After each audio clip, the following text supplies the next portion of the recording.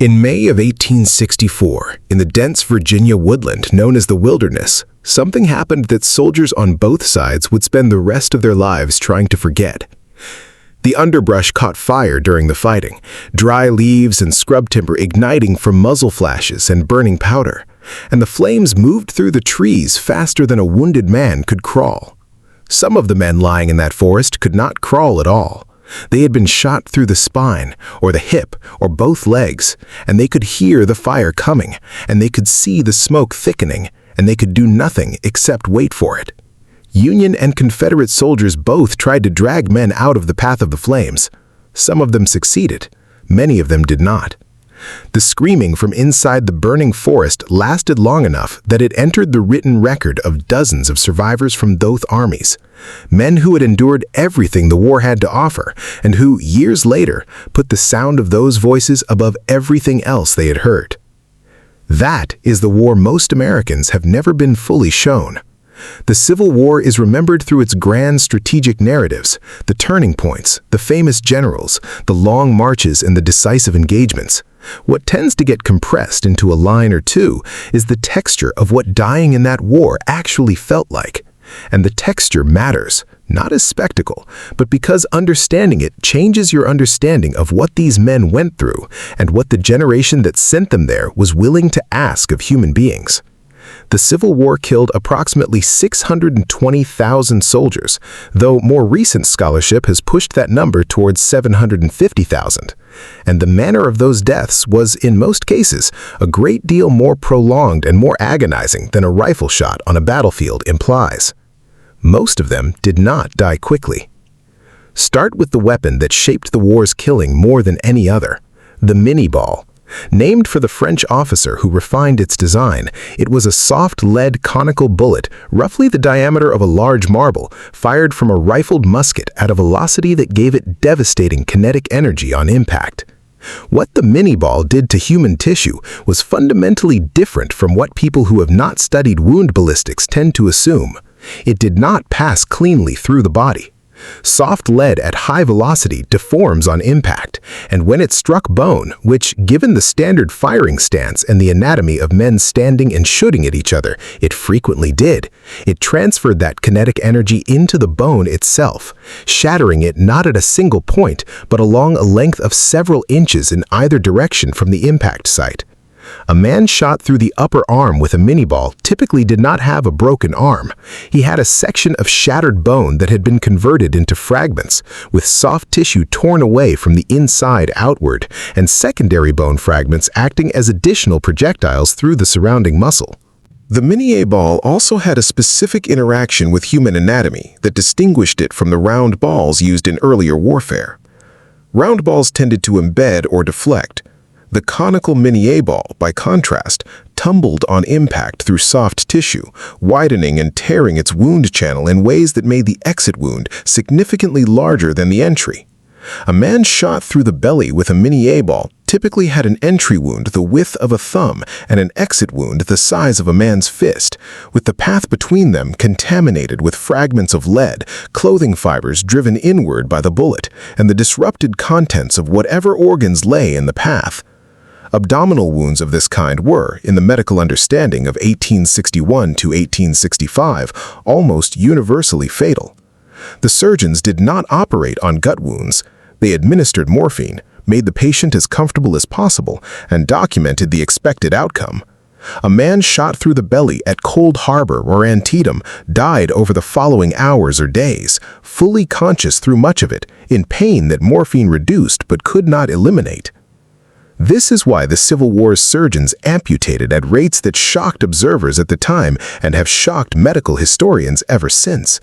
It was not because popular mythology has it that Civil War surgeons were ignorant butchers who reached for the saw before they considered alternatives. It was because the damage the Minié ball inflicted on bone made saving the limb functionally impossible in a significant fraction of cases. A shattered femur in a field hospital with no antibiotics, no sterile technique, and no means of repairing the structural bone damage was not a recoverable injury. It was a death sentence delivered slowly through infection. Amputation was faster, cleaner, and in the statistics of the time, gave a better survival probability.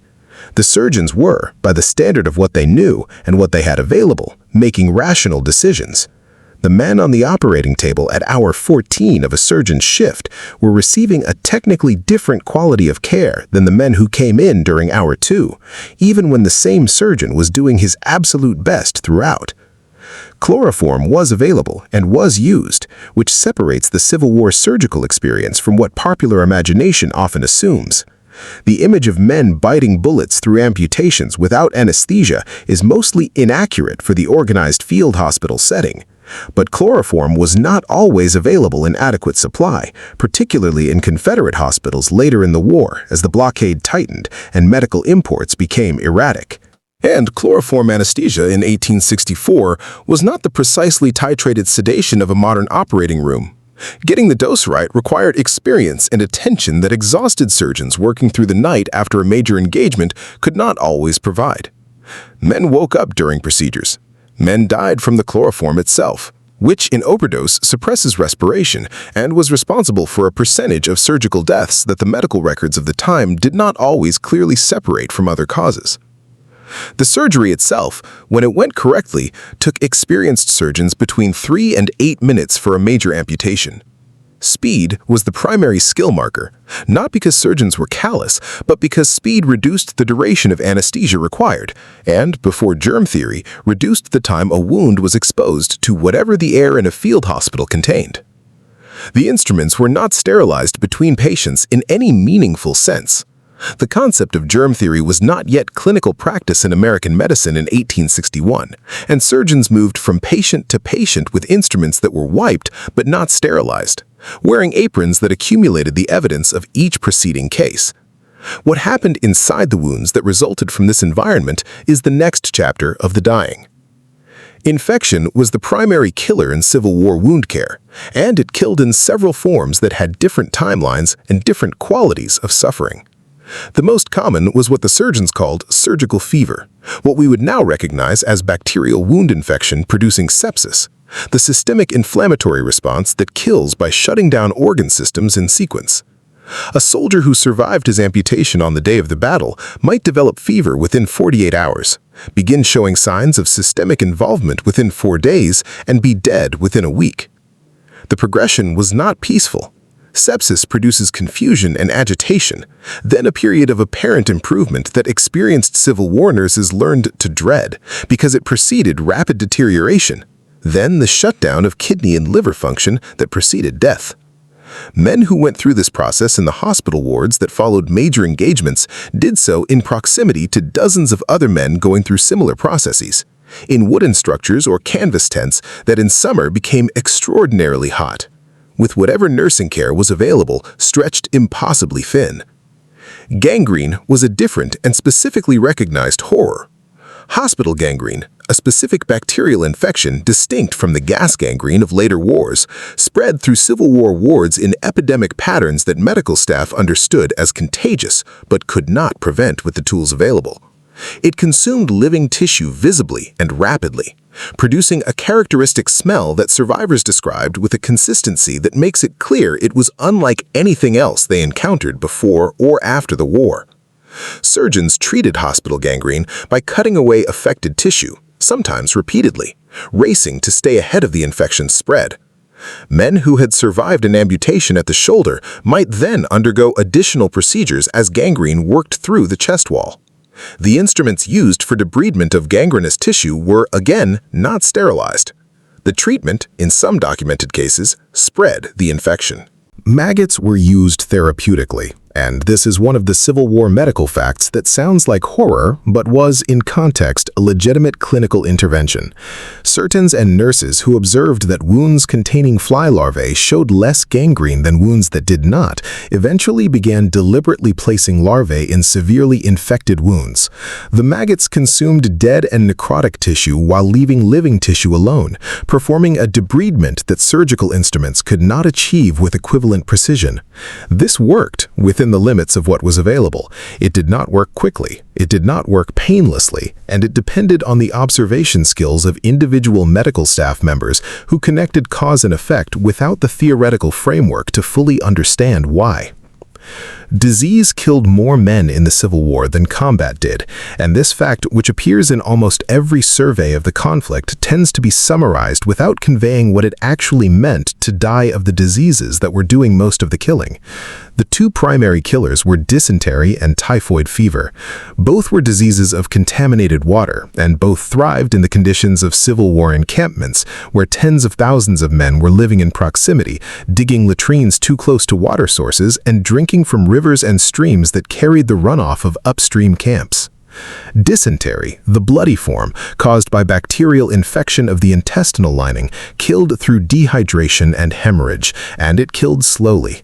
The progression from infection to death in severe cases ran to several weeks. The suffering during those weeks was continuous. Men were too weak to move from their cots, but could not remain still.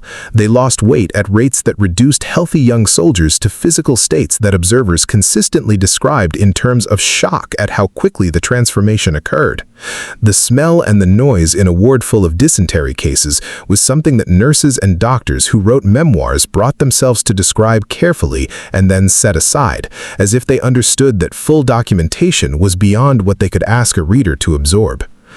The scale of disease in the war's encampments was something that regimental surgeons documented with a kind of weary precision.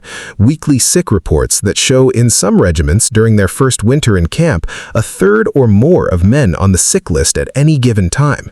The common understanding among Civil War soldiers was that camp life itself was a health threat of the first order, that the enemy you were most likely to die from was not the one carrying a rifle, but the one living in your own intestinal tract. Soldiers wrote home about it in terms that mixed dark humor with genuine fear. Men who had faced Confederate fire without apparent distress wrote with evident anxiety about dysentery cases in the unit, about the smell of the latrines, about the quality of the water from a particular creek that everyone was being made to drink from. They had no theoretical framework for understanding what they were observing, but their instincts were correct. The creek was killing them. Typhoid fever killed differently, but not more mercifully. The bacterial infection moves systemically, producing sustained high fever that lasted weeks, with the characteristic rose-colored spots on the abdomen that gave doctors a diagnostic marker but no effective treatment.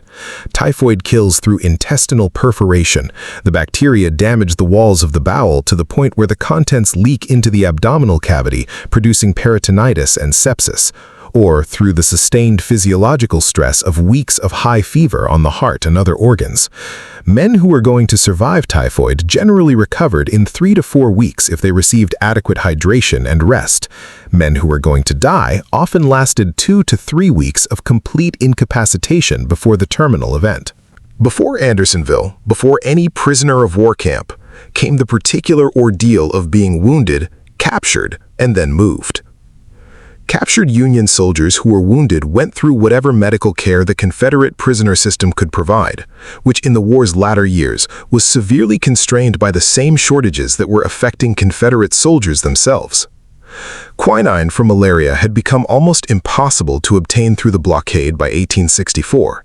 Chloroform was scarce. Bandaging materials were substituted with whatever cloth was available. Men who might have survived their wounds with adequate care died in transit between capture and confinement from infections that adequate treatment in the first hours might have controlled.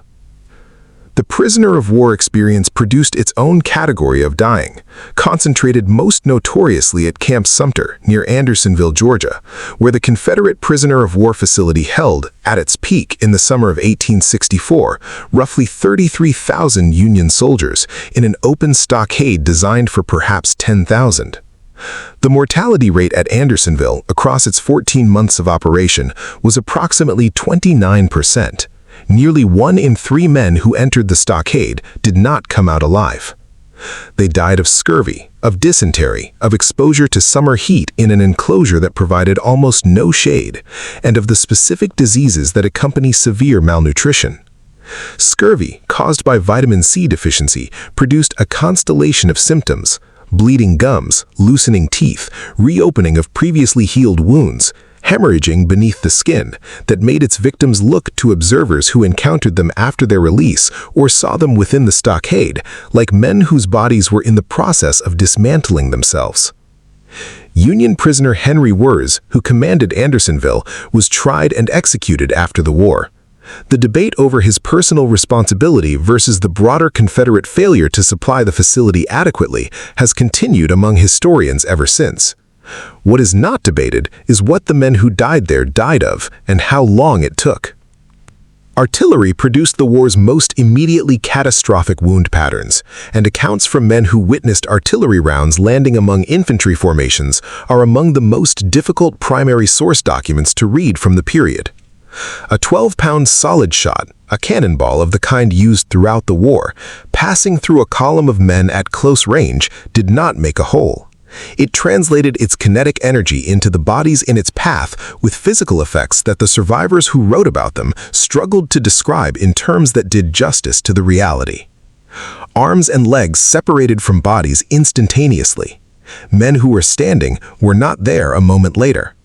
The psychological effect on the men directly behind those who were hit, men who were then covered in material that had been their comrades, was documented extensively in regimental histories and private correspondence, and it was understood by military commanders of the period as a particular challenge to unit cohesion in a way that rifle fire, however deadly, was not.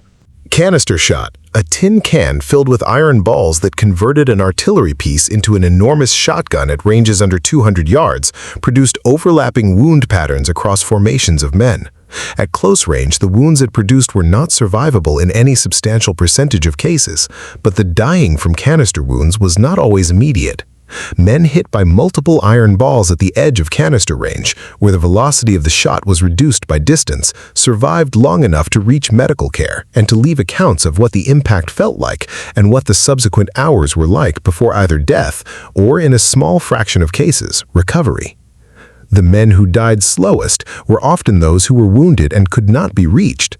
The Cold Harbor assault in June 1864 left thousands of Union soldiers in the open ground between the opposing lines, and Grant did not formally request a truce for their retrieval until June 7th, 4 days after the assault. Men who were alive immediately after the June 3rd assault, wounded and lying in a Virginia field in early summer heat, spent those days without water, without medical attention, with wounds that progressed through stages of infection and tissue breakdown in the open air and sun. The few survivors who were brought in when the truce finally allowed access were described by the burial and recovery parties who reached them in terms that the reports consistently noted were beyond normal description. The accounts of what those men looked like after 4 days require the kind of language that medical documentation uses precisely because ordinary language is inadequate to the task. There is a particular way that the Civil War tends to be memorialized that produces over time a version of the conflict that is heroic without being honest. The battlefield paintings, the monument dedications, the regimental histories with their careful documentation of engagements and tactical movements, all of it contributes to a record of the war that is accurate about the large-scale events and largely silent about what the individual dying felt like from inside. The men who went through it were not silent on the subject. They wrote about it in letters that families kept, in diaries that were published in limited editions by local historical societies, in memoirs that were sold door to door in the 1880s by veterans who needed the income. The documentation is there. The dying was slow. Medical care was overwhelmed. The suffering ran not just to the moments of wounding or the battles that produced the wounds, but through the weeks and months that followed in hospitals that were staffed by people doing everything they could with tools that were not equal to what the war was asking them to do. The men who survived have been called the greatest generation of Americans before the 20th century claimed that phrase for a different war. The men who didn't survive have largely been reduced to casualty statistics in a conflict whose scale produces numbers that are genuinely difficult for a human mind to attach to individual human experience. 620,000 deaths, or 750,000, whatever the final scholarly consensus determines, those numbers do not convey a single afternoon in a wilderness hospital, or a single week in the Andersonville stockade, or a single night in a Virginia field in June 1864, listening to voices that could not be reached. That is precisely what the war cost, not as policy or strategy, but in the daily, unrepeatable experience of individual human beings, not in the aggregate, but individually, in units of suffering that compound into the aggregate only when you step far enough back to stop seeing the individual components. The Civil War remains the most expensive thing in human terms that the American continent has ever produced, and the cost was not paid in battles alone. What it cost was paid in denominations that no casualty list and no regimental record was ever built to capture.